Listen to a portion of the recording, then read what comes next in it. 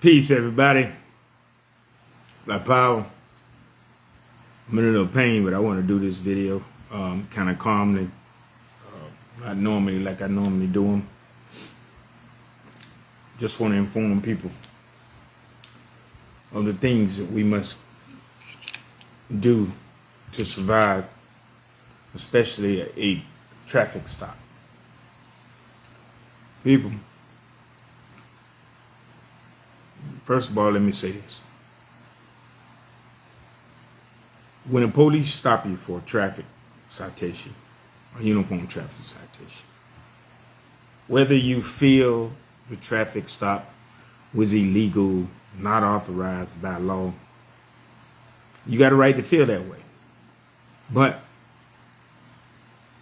beside the road is not where you take that fight, because you'll lose every time. And I said this in videos before. Let's get this right. First of all, you have a lawful right. You do have a right to ask the police for a supervisor. But there's no law or no right that they have to give you a supervisor. Some police officers say, okay, I got time. I'll call the supervisor. But there's no law that says they have to give you a supervisor when you ask. So that's misinformation. Misinformation could get you, can be catastrophic for you. And once again, a police officer, whether you feel the traffic stop is illegal or unlawful, how you ever want to say it, then you still have to comply with the police officers. No matter what. You don't have a right to refuse a lawful order during a routine traffic stop. Just simply comply and live to fight another day, people. The law is clear. Once they give you a lawful order, you must comply. If you refuse to comply, people, then that is resisting. Say that again. That is resisting. Like, let's break down 𝑭𝒐𝒍𝒍𝒐𝒘𝒆𝒔, aka 𝑭𝒐𝒍𝒍𝒐𝒘𝒆𝒔 traffic stop. And I spoke on this before, but I'm going to do it calmly this time. First of all, if they pull you over with the blue lights, no matter what, if the traffic stop was illegal, then you can't beat it side the road. So once they pull you over for whatever reason, at that moment, it becomes a legal traffic stop. And you must comply. Understand that, people. You cannot fight them side the road. If you got a problem with it, then take it up later. Live to fight another day, because it could be deadly for you. Because they're going to use force to do what they need to do, and the degree of force they need to go. Let's use the example, the 𝑭𝒐𝒍𝒍𝒐𝒘𝒆𝒔 thing. Okay, 𝑭𝒐𝒍𝒍𝒐𝒘𝒆𝒔 was stopped February 19th of this year. And sometime months later, he makes the video go viral. And the only thing we looking at in the video is the police slap in the face. That was not a punch, people. That was when he broke the window, it was a slap. So let me tell you. First of all, when the police pulled up on Mr. Reeal, and Mr. Reeal had his door open, he asked him, "Can you tell me why you stopped me?" He said, "Absolutely. I stopped you for not having your headlights on." Mr. Reeal said, "Hey, it's broad daylight. Not having your headlights in the rain. Hey, it's broad daylight." But it was misty outside. It was raining. It wasn't raining at the time. Florida law said during rain or weather, like I'm not having it in front of me, something like that. But no matter what, they stop you. It became a lawful traffic stop. The officer asked him for his license and registration. He said, "No, get your supervisor and slam the door and lock the door. That I never recommend people at all. He told me why he got his door open, because the window didn't roll down. But he slammed the door, locked the door. The officer, he kept telling him, get your supervisor. Tried to get him out the car. So the officer told him several times, not several times, but 7 times. 7 times. You are being arrested for resisting. 7 times. And then told him, if you don't open the door, we're going to break your window. So, people, they broke the window and slapped him in the face.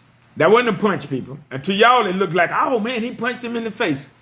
And let me tell you what I found out for some friends that I talked to about Florida law and Florida law enforcement. When they're going in a car, that's how police train, to use their hands as a distraction, especially when you're going into a car with tinted windows and they don't know what they're going into and they got to break the window.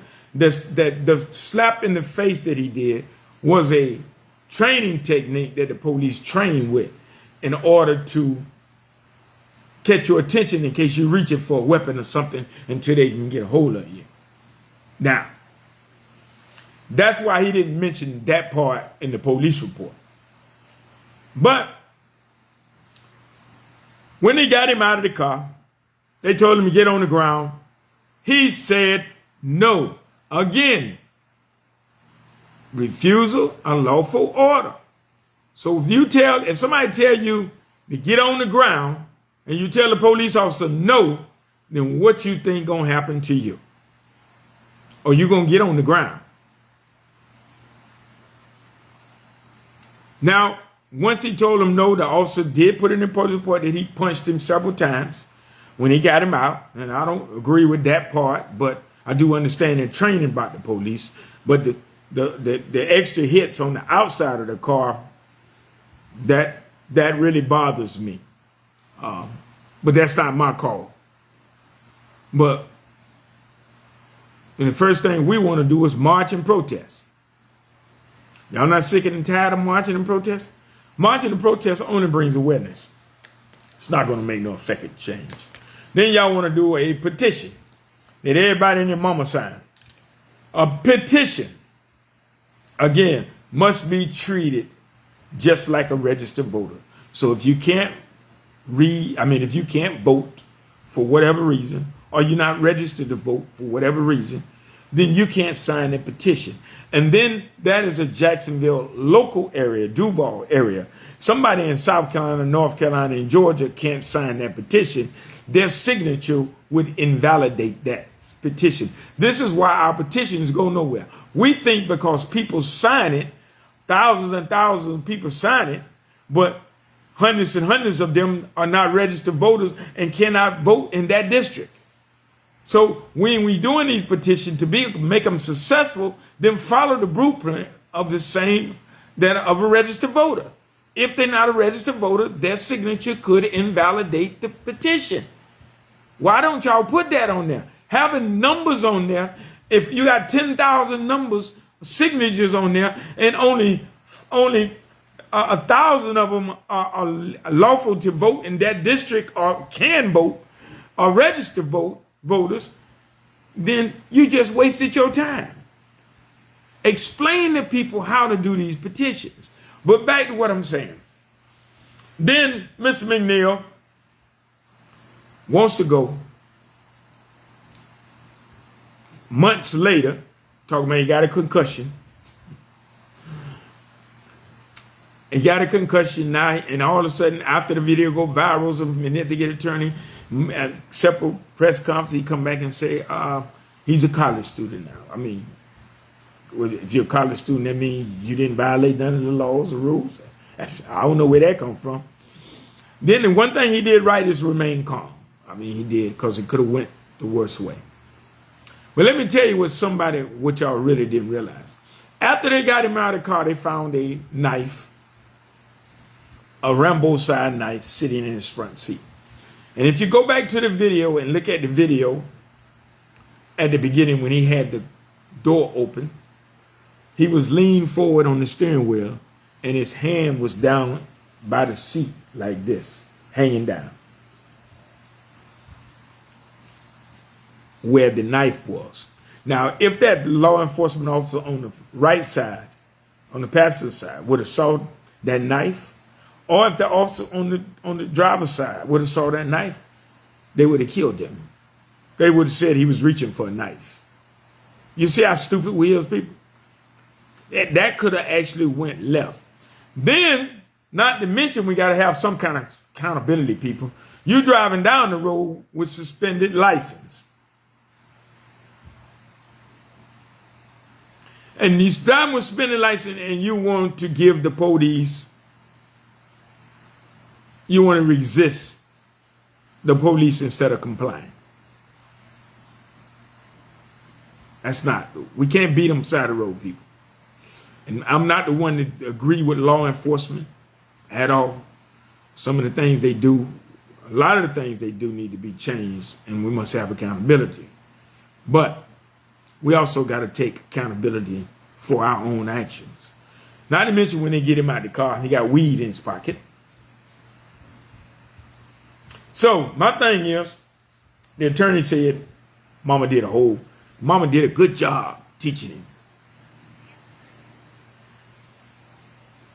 Mama did a good job teaching him how to handle the police. And the only good job that was remain calm. Keep his hands up. That was good. I mean, I'm not going to take that away from him. But when you resist the lawful order, I mean, that wasn't a good teaching. That teaching could have got him killed. Not to mention, we're not talking about who owned the vehicle he was driving. First of all, the vehicle was filthy and nasty as I don't know what. Looked like a crackhead stayed in it. You know what I'm saying? Looked like I mean, it was just that nasty and filthy when they showed the inside of the video from the body cameras. But that's not what we're here for. So, who owned the van? Was it his parents that owned the van? Or one of his friends that owned the van? And I'm sure the owner of the van knew that he was not a licensed driver. Matter of fact, his license was suspended. And I looked his record up, and he got a lot of traffic infractions. He got quite a few traffic infractions on the core website of 𝙒𝙗𝑻. Not a whole bunch of stuff. You know, had his, he got caught when he first got his license with driving, with a permit with not having a licensed driver in the car with him. And I can't remember the rest, but several stuff like speeding ticket, normal stuff. But he ain't so innocent, people. Now, the degree of it happened outside the car, I don't agree with. But this all could have went left for him. He could have lost his life. And we rally, protest, march. Mama might have got a little money and all that there. But is money really justice, people? Is it really justice? Because you can't bring back a life at all. So we are willing to sacrifice our loved ones for the benefits of profit for us and for them to lose their life. That's basically what we're saying. That don't make no sense, people. At all. You can't beat those people side of the road, people. At all. You cannot beat them people side of the road. They have the authority to use force necessary to get you where you need to be. So why resist? Why do you resist?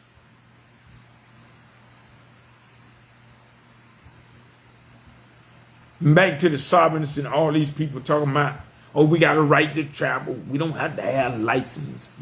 We ain't under a contract. People stop believing in that. That is an illusion. They are using case laws that are older than Jesus.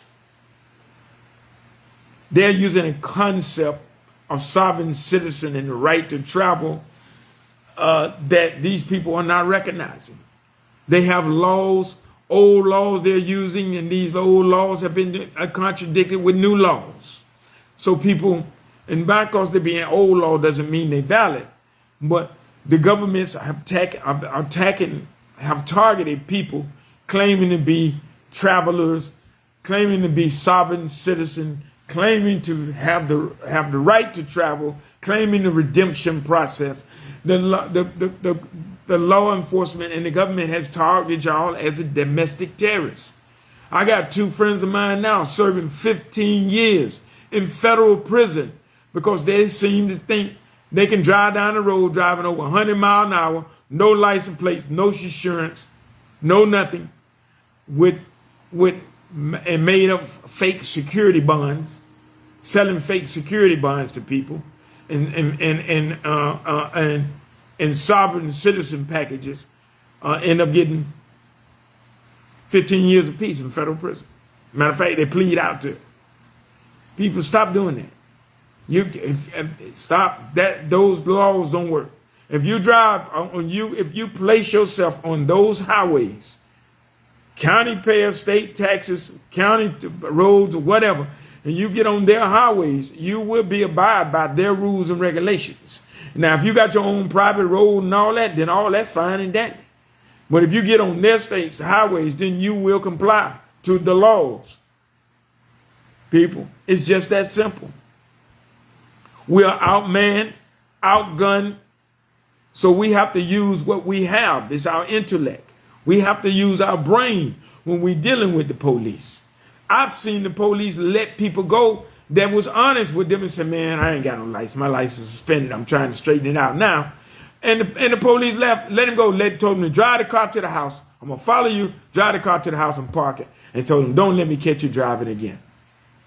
If this fool would have just got out the car and complied, so like his attorney said, Ben Crump said, his Fourth Amendment right was to ask questions. You never know. That was, and one of the other attorneys said the same thing. I never know that answering a question was a Fourth Amendment right. But I could be wrong. I'm not a lawyer. But people, the black letter of the law is simple. When stopped, if you got a problem with the stop, ask what they stop you for. They'll tell you. And then just comply, people. I tell my children that when police stop you, I keep my wallet on my visor, my ID, insurance. I got a little pouch. I keep my insurance card, my registration, all that right here. And when the police stop you, put your hands on the living steering wheel and leave them there. Roll down your window. Roll down all four of your windows. That's what you should do. Roll down all four of your windows so they can have a plain view of your car from all the way around. And then put your hands up on the steering wheel and tell you, also, my license are right there. Can you reach in there and get them for me? And let him reach in and get them. And then listen to what they say. If they tell you to get out the car, yes, you have to get out the car, people. Because you don't feel safe, then that's not the law. The law says you must comply with a lawful order. So if they tell you to get out the car, just get out the car. It's just that simple. People have died for less. No one wants to die for a routine traffic stop. And I know we have several that have been killed for complying. But there's less people that has been killed for complying than those who have not complied. We got to get it together. We must stop listening to YouTube channels and sovereign citizen channels when you got the right to put your information in the window and tell them I'm not like them sovereignty do. I'm a traveler, putting on fake tags and all that. All these people that make those videos end up going to jail, people, and some to prison. Listen. Those sovereign citizens and all that stuff is just ridiculous. Some of the stuff is out. Not saying it's not true, But what it is that they have targeted you, and the government has targeted you as domestic terrorist. So simple. And there's another thing, people. The Miranda warning. The police do not have to Mirandarize you to arrest you. Never have. Never, ever have. Some police officers just go ahead and Mirandarize you to get it out of the way. Some older people, that's some stuff y'all been seeing on TV. You have to, they didn't read me. I see a lot of people call, oh, they didn't read my Miranda rights. They don't have to read you your Miranda rights, people. They don't have to read your Miranda rights. Understand that. They only need you to read your Miranda rights when they arrest you and they take a statement from you and they plan on using that statement against you in the court of law. If they don't Mirandarize you, then they can't use that statement against you in the court of law. Just that simple. And it's people, and I'm not a lawyer. You should always contact a local lawyer and ask them these questions, because I can't give you legal advice. I'm just giving you knowledge of things that I have experienced and read myself. So for those who talk about I'm giving you legal advice, I'm telling you, contact your licensed lawyers and have them and ask those my questions. Peace, people. When you side the road, live and fight another day. Comply with the law enforcement. Let them handle that and move on. Peace.